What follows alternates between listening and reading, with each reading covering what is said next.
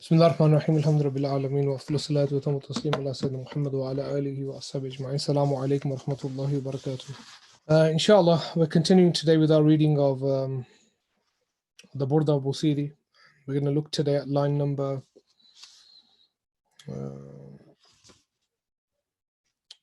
18 and 19, two lines today, inshallah.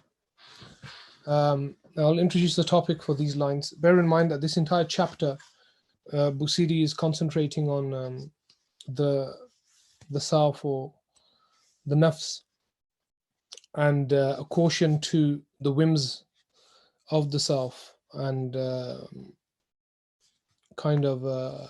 he's discussing, Busiri is discussing how the nafs overtakes an individual and ruins their spiritual state. The reason he has this chapter here is to highlight, to show that this veil, the veil of the nafs, will prevent somebody, or it veils one from a proper or a intimate relationship with God and His Messenger. So the next chapter, for instance, he's talking about neglect, or he begins by talking about how we neglect the way or the sunnah of the Prophet ﷺ, and then he moves on to praise the Prophet.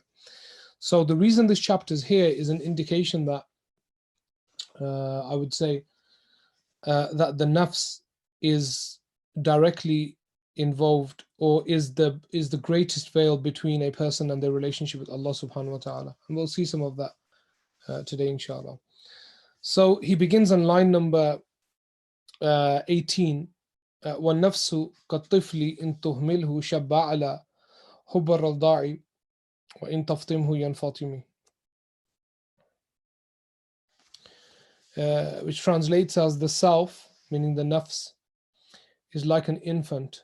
If you neglect its proper care, it will grow up still loving to suckle. But once you wean it, it will be weaned. It's a very, very important line in the Burda, and I want to kind of talk about a few topics here, a few ideas anyway. I want to begin with just the idea itself, the concept and the idea of what he's talking about, and then move on to some of the commentaries on what they mention, especially Maklash as an excellent entry for this section. Now, here Busiri is talking about why does he compare the nafs to a child that's being breastfed, a suckling child. وَالنَّفْسُ كَالطِّفْلِ إِن تُهْمِلْهُ شَبَّ عَلَى. The poets do it quite often. They would compare, there'll be analogies or between the most striking examples anyway. So firstly, the idea of the line is that the nafs is like a young child, that if it stays doing a particular thing and it's not stopped, or it doesn't change course drastically, that the nafs will continue to do that. That's the nature of the nafs. And we'll look at Ibn Ajiba's entry on that, which is very, very interesting as well, in a short while. But before that, I just want to talk about the concepts here of, for instance, Allah subhanahu wa ta'ala talks about mujahada in the Quran. Now, mujahada is a word derived from mujahada, or a kind of a sister word of mujahada is jihad. Both are mujahada and jihad are both masters of the same, or the verbal nouns of the same verb. And mujahada would mean to struggle with another. So it fits really well here, mujahada, i.e. to restrain something else, or to struggle with something else, and that something else would be the nafs. Allah subhanahu wa ta'ala talks about this in the Quran. Man jahada fina, for instance, Allah says, he who struggles in our way. Now, what would that mean? Because what does our way mean? Fina, Allah uses. It would be, I think, in the idea of one who struggles to make themselves a better person, by which God, or in accordance to that which God has commanded.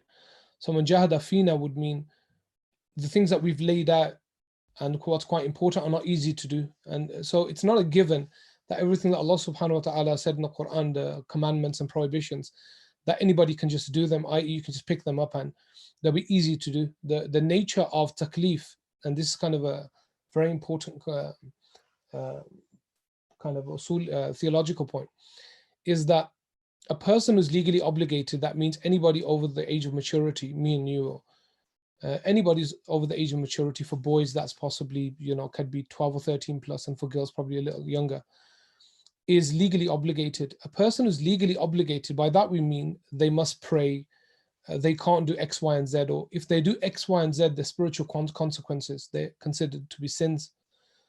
And also they're commanded to do certain things like pray, etc. Now that in Arabic is called taklif. Now taklif in the Urdu language, for instance, means pain. If somebody uses the word taklif, and it's taken from the Arabic, from the root word kulfa, and kulfa means a type of burden. And the person who is obligated to follow, i.e. somebody that's past the age of maturity, is known in theology as mukallaf. So a mukallaf, a legally obligated person, meaning one has to follow the laws of God, is in a way burdened. A mukallaf is one who's burdened. He has a burden. And that burden, the whole idea of a burden, is something difficult to carry. The point here is that the commandments of God and the prohibitions of God are not easy. That's the point. That one is made mukallaf, that is burdened into a degree with them, in that they're quite difficult to carry. But one who finds their way through it, then the reward is immense after. So it's not supposed to be easy. That's the underlining point, that, oh, if I start praying now, my life is just going to become easier. That's not necessary. There may be, from an usuli perspective, from a principled perspective, everything in life is pretty much a test. But Allah says in the Quran, I mentioned this verse a few lessons ago, I think possibly in the Burda classes, that أَيَحْسَبُ النَّاسُ أَن يُتْرَكُوا أَن يَقُولُوا آمَنَّا وَهُمْ لَا يُفْتَنُونَ.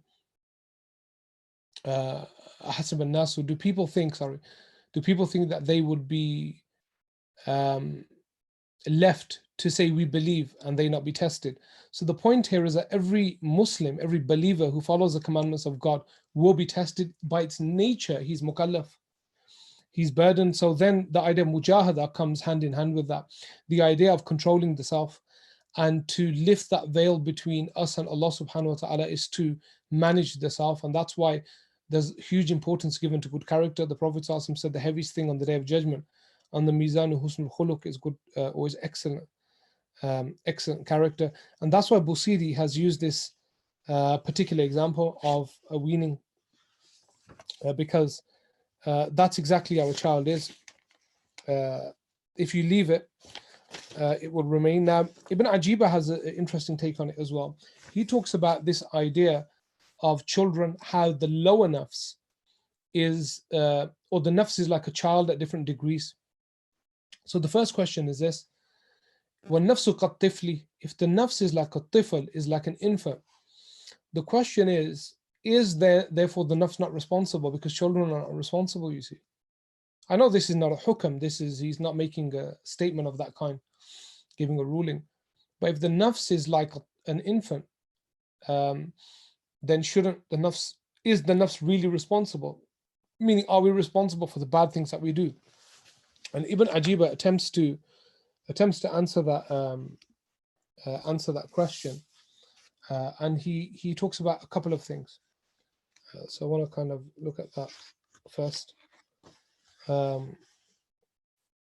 He writes that if you contend, how can the lower self be made to resemble a child when a child does not know what is good and evil and cannot distinguish between harms and benefits, while the lower self of a legally responsible person does know what is unlawful and what is permitted and can distinguish between harms and benefits, i.e. that how can he make that comparison when he's talking to us, mukallaf, the people who are obligated? The answer is as follows: since the lower self knows what is evil, yet still falls into it, and knows what is harmful and forbidden, yet still engages in it, it has become like an unmindful, undisciplined child left to its desires, which grows up accustomed to suckling and the habits of youth, and unwilling to leave behind its desires and cravings. And that's an excellent answer to that question, which is the lower self, the nafs, is not entirely like a child, but it's like a child that was spoilt at a young age, that's grown up accustomed to those spoils, to that state of being or that state of mind that we it's as if we were spoilt children. We were given everything that we wanted, and then we continue that way. That person who he's saying what he's mentioning is you can go one of two ways. Either it can get to a point where the child's disciplined, and then that discipline takes over, or the child can be left. And if that child is left, then it will grow up to be exactly as it was when it was a child, because it's never changed. And he gives some of the kind of his take on that. And he writes that this is why it's so important for a child to have good company when it's young. And he writes that indeed human nature steal from one another, and character traits are acquired. So it is incredibly hard to turn a child around later. If at the very beginning he's neglected and left to freely indulge in his lower desires. And this is going back to maybe the statement of Sayyidina Ali about 777. So till from birth till 7, from 7 to 14, from 14 to 21, the three different stages of a child. So the first 7 you should play with them, the next 7 you should discipline them, and then the next 7 you should befriend them. From which is really good actually. I've read some other studies on this as well about these age, although not exactly like that, not in 7s but very close. That the first 7 years should be for the child to play, to learn, to experience. But from around the age of 7, which they call Sinu Tamyizin, the Arabs called, which is the age where they can tell the difference between right and wrong. 7 would be for us, so they're talking lunar years, so maybe around 6.5. That from that age onward, that the child should be disciplined, not disciplined by the stick, but disciplined in terms of the child should be taught what things are right, what things are wrong, what things they can do, what things they can't do. And that should be ingrained in them for 7. And then after that, when the child becomes a teenager, around 14, they should befriend them, they should treat them slightly differently. So that's Ibn Ajiba's take on it, the idea that an example of that is in children. And then he continues and he says the following. He says, some sages have said, some of the people of Allah, the noblest of people is the one who disobeys his unlawful desires and refuses to hand over the reins to a lower self. Another sage said, with a lower self, only the hand of the intellect can hold this bridle. So the one whose intellect is overcome will be controlled by it. It is stated in the Hikam, 2 matters seem confusing to you. Consider which one is heavier on the lower self, for nothing, when 2 matters are confusing to you. Consider which one is heavier on the lower self, for nothing weighs heavily on the lower self except that which is true. Now this is really interesting because they play on the hadith of the Prophet ﷺ. And that is, the Prophet ﷺ talked about bad. A man came to him and he said, "O Messenger of God, can you tell me what the nature of sin, or good and bad?" And the Prophet ﷺ said, "Al-ithmu ma haka fi nafsik," that sin or something bad is something which scrapes away on your inside of you. And even if everybody tells you that it's good, you know deep down inside there's something wrong with it. And then he gave another definition of it, the Prophet ﷺ. He said, badness or something sinful is that which you're ashamed of other people knowing it. And we're not talking about, by the way, things that are supposed to be private. There are certain things, there's a group of things that are supposed to be private, that are not supposed to be disclosed to the public. But I'm talking about general things that you wouldn't want other people to know about, that you committed. وَكَرِهْتَ يَنْتَلِي عَلَيْهِ النَّاسِ, that you hate for other people to find out about it.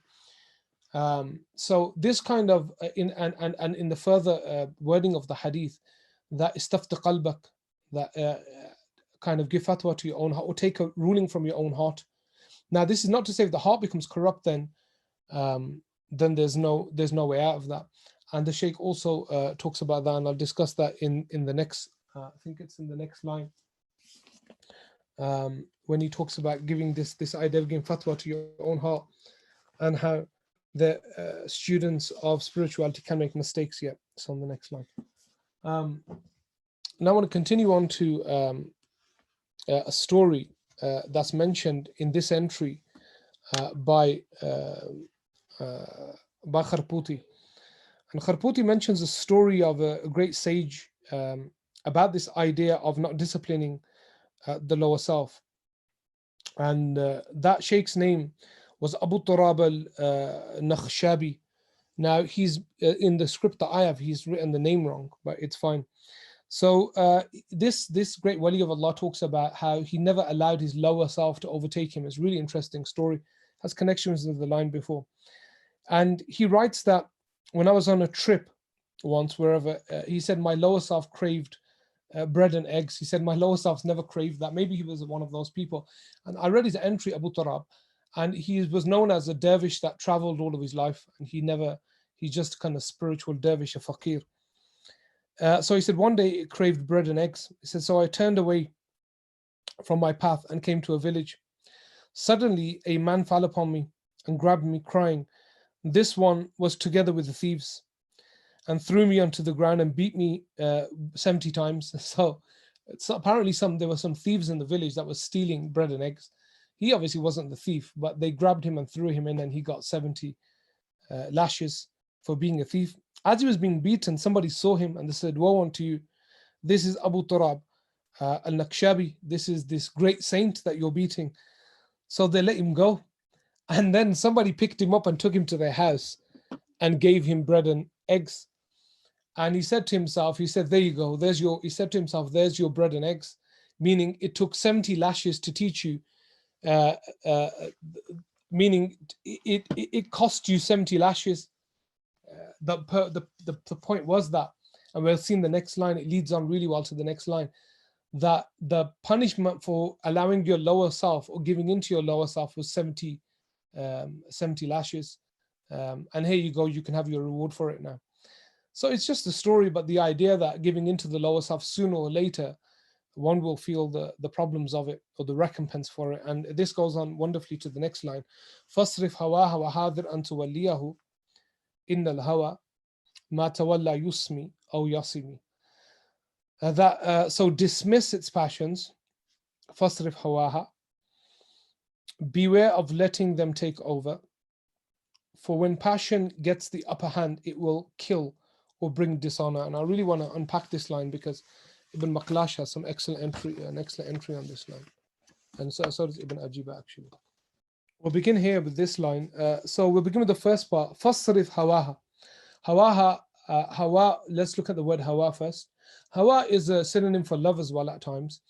But hawa is often used by the scholars and the people of spirituality as a kind of a bad thing, a hawa, which is like a desire that is not good, essentially, or it's for something that's God has forbidden, hawa. So Busiri says, فَاصْرِفْ hawaha. The nafs has this desire, so kind of fend it off. Yeah, don't accept it. There's a story of Ibn Mahdi narrates a story of Malik and playing on this statement of hawa, which states خطرت على مالك. He said, I went to Imam Malik, and Imam Malik is Imam Dar Hijra. He is the Imam of Medina Munawwara. He was an early Imam, and he was considered one of the greatest of early scholars, jurists. And he went to him at the beginning of the night. وَهُوَ يُصَلِّي فَقَرَأَ. He was praying and is reading the verse. وَأَمَّا مَنْ خَافَ مَقَامَ رَبِّهِ وَنَهَى النَّفْسَ عَنِ الْهَوَى. He was reading the verse from Surah Nazi'at. And he وَأَمَّا مَنْ خَافَ مَقَامَ رَبِّهِ. He who fears his Lord, his sustainer. I'll translate it as. وَنَهَى النَّفْسَ عَنِ الْهَوَى. And he prohibits his nafs, himself, from hawa, from its lower self, or from its desires. فَإِنَّ الْجَنَّةَ هِيَ الْمَأْوَى. فَإِنَّ الْجَنَّةَ هِيَ الْمَأْوَى. That Jannah is his ma'wa, is his kind of abode. This word ma'wa is quite interesting because there's a debate about Sayyidina Adam, a debate about was Sayyidina Adam in the story of Adam. Does it take place in the world or does it take place somewhere else? The story of the وَلَا تَقْرَبَ هَذِهِ الشَّجَرَةَ فَتَكُونَ مِنَ الظَّالِمِينَ, that don't go near this tree. Did that whole story take place, the story of the tree in the Quran, on the earth, or does it take place somewhere else? There's a difference amongst the early Muslims about this. I lean towards the idea that it takes place on the earth, all of it. Many said no, it takes place in some other place. The ones who said that said it takes place. Some of them said it took place in Jannatul Ma'wa, this place called Jannatul Ma'wa. Nobody knows where it is. Whereas the word Ma'wa in the Quran is not necessarily used for that. I mean, Ma'wa or Jannatul Ma'wa, al-Ma'wa, is used more so for the hereafter and heaven or paradise in the hereafter. So they debated about this word, and does that word mean this or not, and what does Ma'wa mean? But anyway, in this particular verse, Allah subhanahu wa ta'ala says that He will have Jannah, a person who wards the off. And he heard Imam Malik reading this verse. He says, وَيُخُورُ فِي الْبُكَى وَتَخْنُقُهُ الْعَبْرَةُ فَمَا زَالَتْ تِلْكَ حَالَهُ حَتَّى طَلَعَ الْفَجْرُ عَلَيْهِ. That he kept reading this verse and kept weeping, Imam Malik did, until Fajr entered, until the morning time. And this is what the Shaykh is talking about in this particular verse. Ibn Maklash continues and he mentions something quite interesting. He says, what does this mean? What does it mean when he says, فَاصْرِفْ هَوَا وَحَاذِرْ أَن تُوَلِّيَهُ, and beware of letting the hawa take over. Beware of letting the hawa take over. He writes that he says أن تترك الهوى والنفس إن لم توالي وأما الرواية الأولى فهو النهي عن أن يكون الهوى عليك واليا أي حاكما, that one should prevent the nafs, meaning the hawa, this part of desire, desirous part of the nafs, one should prevent it from becoming a wali alik. A wali is a hakim, meaning don't let it be a judge over you, don't let it be a judge, don't let it judge your affairs. Ghazali states that about a person in the state of hawa, that it's easy to enter the state of hawa, into desire. And he compares it to a horse. I mentioned this before as well, that he says it's easy to push a horse into a stable, but it's much more difficult to pull it out by its tail. And the idea is that once you're in a state of desire, it's very difficult to pull it out. And that's why he's warning from entering that state, overtake you, to become a hakim over you, to become kind of controlling over you, the Shaykh says. And he further says, تَرْكُ عَلَى تِلْكَ الصِّفَةِ إِلَّا بِقَطْعِ عَلَائِقِهِ, that you can't just kind of, what you must do is you must cut it off by its root. That all forms of desire must be cut off by its root. You can't just keep preventing it. That you must find its root and cut it off. Because once it overtakes you, then you will be under its control, or under its, he says, under its power. Ibn Ajiba then continues and talks about some interesting things that I want to mention about the lower self and how it takes control. And before I move on to the next hemistich, next part of the line, he writes that Shaitan has several traps that he sets for man. If he finds someone suffering from weak faith, he will remove his faith altogether and destroy him. And if he finds someone with strong faith whom he is unable to ensnare or trap, he will content him doing actions that are offensive, make vain passions beloved to him, and urge him to commit lewd acts in private that degrade his moral standing. Now, he divides it into two. He says that somebody with weak faith, the devil will put different traps for him that will lead him possibly to losing faith. And that comes on to the next line. And Maklash agrees with this interpretation of the line. And I'm going to change the translation a little bit here. The translation states, إِنَّ الْهَوَى مَا تَوَلَّى يُسْمِي أَوْ يَصِمِي, that for when passion gets the upper hand, desire, and desire for bad things I'm talking about, it will either kill or bring dishonor.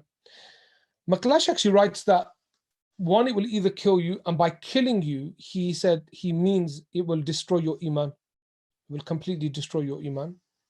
That's what killing means, or bring dishonor. And he says, or either it will leave you with permanent injuries that you can't. And I want to unpack that a little bit, and about sin and how it leaves permanent injuries. What he mentioned there was that for the one with weak faith, the objective of the devil is to take faith altogether away from them. And one that has a stronger set of faith, or state of faith, the devil will try to busy you in things that will eventually lead to that. Sayyidina Umar talked about the prayer, and the prayer is really interesting here. that he said that the prayer is a protective element for a human being. That if you leave prayer, then there's no kind of protection for a person. So if you imagine the prayer to be a wall, if you remove that wall and imagine armies coming from the other side, then you're left to the mercy of their swords. So Sayyidina Umar, the idea is that prayer is almost the last guard. After prayer, there's nothing there. And that's why I believe many people, Allah subhanahu wa ta'ala mentions prayer, that it protects people from fahsha'i wal munkar.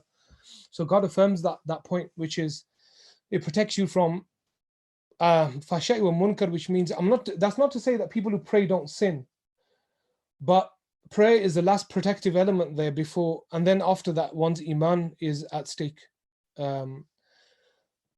That's for people who possibly, and if you take for instance the people who are into a lot of this superstition as an example for that, take people who are really into amulets. Look at the majority of them. The majority of people are into amulets where they need a kind of an amulet around their neck or around their arm or something of that kind, because they've got some kind of they'll say things like, oh, we've got bad luck in our houses. We know that there's no such thing as a bad omen. As Muslims, we don't believe in bad omens. That's number one. So if there's a sequence of events in your house where things are going bad, well, that's just live with it. That's just the way that God is. That's qadrullah maqdura. And have a look at the majority of people who kind of gravitate towards that. They're people who have no knowledge of religion. And number two, they're not very religious people in the first place. So they kind of gravitate to easy kind of fixed solutions. Most of those, obviously, amulets and stuff like that are completely rubbish. They don't work. They forget work. They're not from our religion. So, but it gives them some type of some type of security. Whereas if you read the verses of the Quran, they're quite clear about where security comes from. Take Abdullah ibn Abbas, the famous riwayah. In terms of the amulets, anyway, the ulama give some form of permissibility for young children, for instance, and to write some Quran and hang it around their necks and things of that kind. And there's some riwayat like that. But that's pretty much it. If you take the story or the hadith of Abdullah bin Umar, I'm talking about this back to the salah point being such a protective factor. And as they say, either giving into the lower desires kills you or leave you harmed, and what the shaitan does. So this is related to the traps that shaitan sets. Take the story of Abdullah bin Abbas. Abdullah bin Abbas was a very young boy when he came to the Prophet ﷺ, and the Prophet ﷺ told him this. He's the cousin of the Prophet, so the Prophet ﷺ brought him up pretty much. And then the Prophet ﷺ in this particular hadith said to him that فَحْفَظِ اللَّهَ يَحْفَظْكَ, that be wary of God and God will protect you. Meaning have God in mind, God will protect you. To a young boy he's telling. And then later in the hadith is إِذَا اسْتَعَنْتَ فَاسْتَعِنْ بِاللَّهِ وَإِذَا سَأَلْتَ فَاسْأَلِ اللَّهِ. If you're to ask for help, ask Allah Jalla wa'ala, ask for divine aid. And he's teaching a young child this form of yaqeen and tawakkul. The making is that all of these kind of practical factors have been laid out in the Sunnah. So if people really having troubles, then look towards that. Look towards the way of the Messenger of God alayhi salatu wasalam, and things of that nature. And don't give in to these charlatans who claim to fix your problems with these kind of with these things that we can fix your problem, we can take depression away, we can take all of this away by within 2 weeks it's all going to be taken away. That's not necessary. Or what's happened to you is you can't get married because there's a jinni that's in love with you, and she's really in love with you, and she's preventing you, or he's preventing her from getting married. And how do they know that? Like, did they check? Like, is there a dating app for jinns that tell them that? And they kind of got a password that they could, it's password locked, and they have access to that. So these are kind of traps that shaitan sets, but real defense mechanisms are the prayer and the book of Allah subhanahu wa ta'ala. The second is, or it will leave you dishonored. And sin does that. It will leave you at least with a reputation. It will leave you at least with, but there's tawbah there. That's there, but the point is to prevent that to prevent that in the first place. Will these classes continue? As far as at the moment, they will continue, inshallah. How do we balance cutting desire from its root and causing harm? Often going cold turkey is detrimental impact. That's not my suggestion to go cold turkey. My suggestion is it depends on the issue, and every single issue is different. Every situation is different. Going cold turkey doesn't work, of course, like praying. I was talking to somebody yesterday who, anyway, and they don't pray, and just start with one prayer and build it up to 2 and to 3, and even with sins of that kind, that one reduces them such that they, you're right, don't just kind of go off very quickly and come back very quickly. That is true, but that still doesn't. This is talking about what I was talking about, what the commentary was mentioning, Ibn Ajiba, Ibn Maklash was mentioning, that this is before that. This is the preventive action. This is not once you're in the committing the sin. This is the preventive element. That not starting in the first place, not getting involved in that in the first place. Ibn Abbad al-Rundi in his commentary to the Hikam mentioned something very interesting as well for the spiritual, the wayfarer, the person who kind of is on the path of spirituality. Now, one of the things I want to mention here is the person who is on the spiritual path often shows the greatest signs of disease. So people, when they take a spiritual path, sometimes it works in the opposite manner, or it has the opposite effect. So imagine somebody to be struggling, knowing of their faults, etc. Then they take the spiritual path. They find a sheikh, or they find somebody spiritual, and they start the spiritual path. What happens now often is they pick up a load of spiritual diseases, possibly that they didn't even have before, like arrogance, like showing off, like elitism, which is really problematic. Okay, so those are to be avoided, because the spiritual path is supposed to make them more humble, but the opposite happens. And that's why I mentioned previously, if you watch my Burda sessions, that often that system doesn't work, because for many people it makes them even worse, and people find that they've become those people, like their characters are worse than they were before. So Ibn Abbad al-Rundi mentions this actual point. He writes that the verse of the Quran, by your honor I will surely beguile them entirely, that the devil will definitely, he has promised that he will ensnare them, that he will trap them. And he writes, Ibn Ajiba, that is because Satan and the lower self are brothers, meaning the Hawa and Satan are brothers, not genetically, but they're brothers in the way that they behave. Their path is one and their aim is one. Both of them encourage vain passions and embellish the unlawful and detestable. Both of them showcase the ugly in garments of beauty, like I mentioned. Then he writes something else, which with the point that I want to make. He writes that for the person of spiritual, the person who's the noblest of people is the one who disobeys his unlawful desires and refuses to hand over the reins to his lower self. Another sage said, with the lower self, only the hand of intellect, like I mentioned this statement before. So, sorry, Ibn Abbad al-Rundi on this point, sorry, I repeated the earlier point. He writes the following, that Ibn Ata'illah in his Hikam states, it is from the ignorance of the spiritual novice, meaning somebody who's taken the path, that he acts with impropriety, and then with his punishment being delayed, says, had this truly been impropriety, he, Allah, would have cut off divine aid and imposed remoteness. May Allah grant us enabling grace to do what he loves and is pleased with.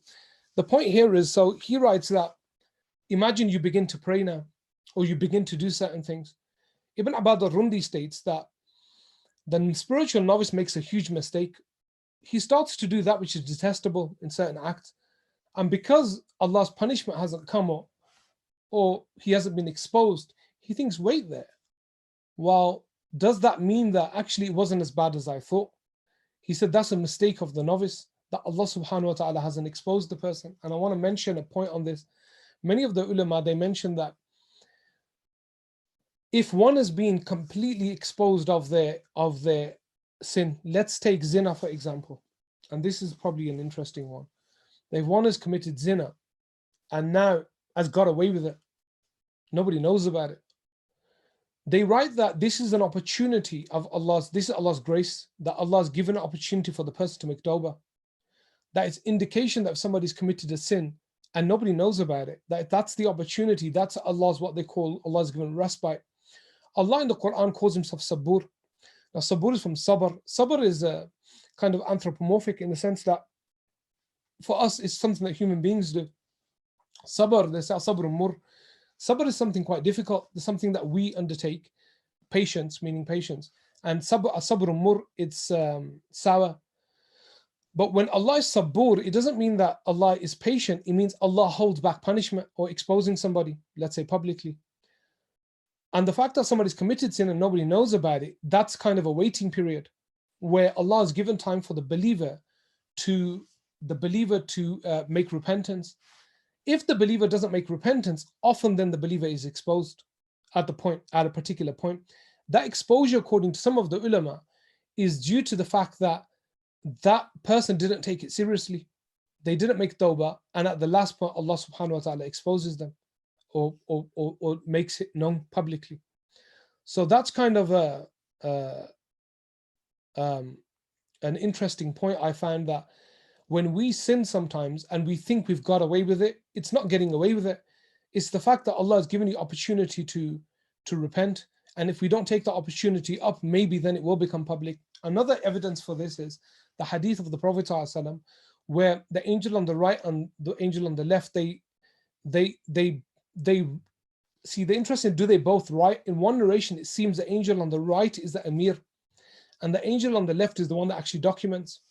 In one narration, it states that when one commits a sin, the angel on the left is not given permission by the angel on the right to write anything down for up to an entire day, in some narrations up to 3 days, okay, for the person to make tawbah. If the person does not make tawbah, then the deed is written down.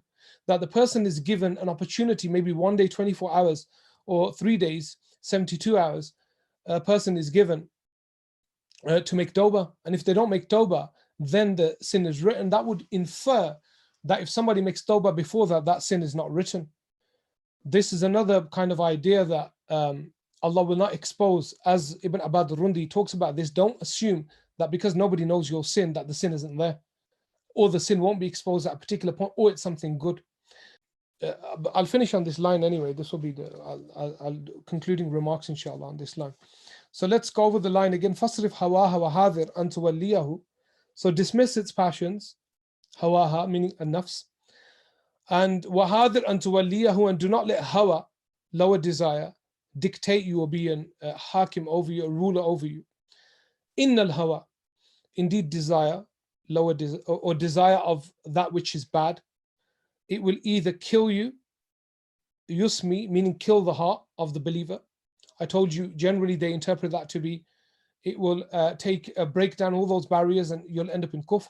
Or it's talking about it will kill you, meaning it will take you entirely away from the path of Allah subhanahu wa ta'ala, or bring dishonor, or yasimi, or will at least leave you, like Ibn Maqlas states, it will leave you with permanent damage, damage that is very difficult to repair.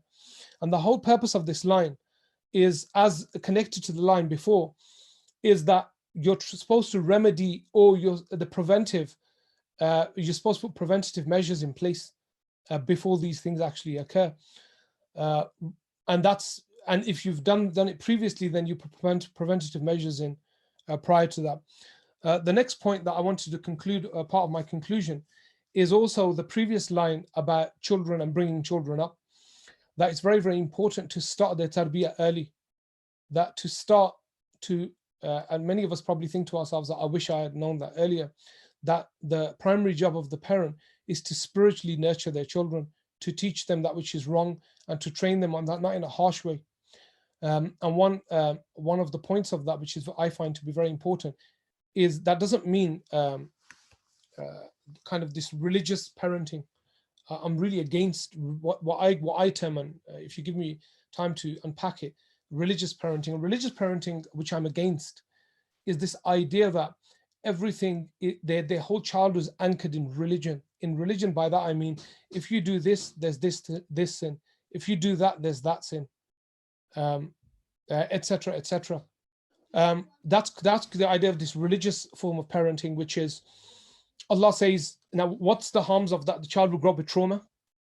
The child will think, because often children make more mistakes than they do things that are according to what you want them to do. So what will end up happening is they'll make a lot of mistakes. All those mistakes will be wrapped in the idea that God's going to punish you now. If you don't pray, God's going to punish you. God's going to take this away from you. Take that out. That a child should never grow up on that manhaj. The Prophet ﷺ never taught children in that way. Rather, what should be done, what should be taught is responsibility. Child should be taught responsibility. That doesn't need to be anchored in, if you don't do this, you'll go to hell for it. In fact, hell shouldn't be introduced at all. It should be anchored in the idea of responsibility. God should be introduced, and the messenger of God should be introduced in moments of reliance, in moments of comfort, in moments of in trust, in moments of reward, not in negatively introduced, that children are punished if they don't pray. What kind of trauma are you setting in place for children now? This is not the way the tarbiyah should be handed out to children. They'll grow up with huge kind of, and you can ask children that were brought up like that, what ends up happening to them. God should be introduced in that way. Sidi Ahmed Zarruq is a perfect example of somebody being brought up on kind of manhaj tawakkul, about trust. So that's why I'm against this kind of don't bring up children as, don't treat them as practicing adults. They're not adults, they're children, they're still children. So you shouldn't bring them up in that way. Treat them as they are children. If they're a bit lax in their prayer, well, they're children. Well, what do you expect them to be? Don't come down on them like with a ton of bricks because they missed their prayer or they didn't pray. Don't shout at them for that. That's not gonna. There's a story of Ibn Arabi, Shaykh al-Akbar. It's a really interesting story. Imagine what he became, this great sage and saint. He says, me and my friend would go to the masjid to pray Fajr. And if the imam would take a long time, so we would just run away from the prayer. We just leave it. And when he was a child. So you can imagine that. Inshallah, we'll stop there. And I'll see everybody. Please tune in on Tuesdays. Monday for Sheikh Shamas's class on Sirah. On Tuesdays, I'm teaching the adab of the etiquette of the Quran. Assalamu alaikum wa rahmatullahi wa barakatuh. Alhamdulillah Rabbil Alameen.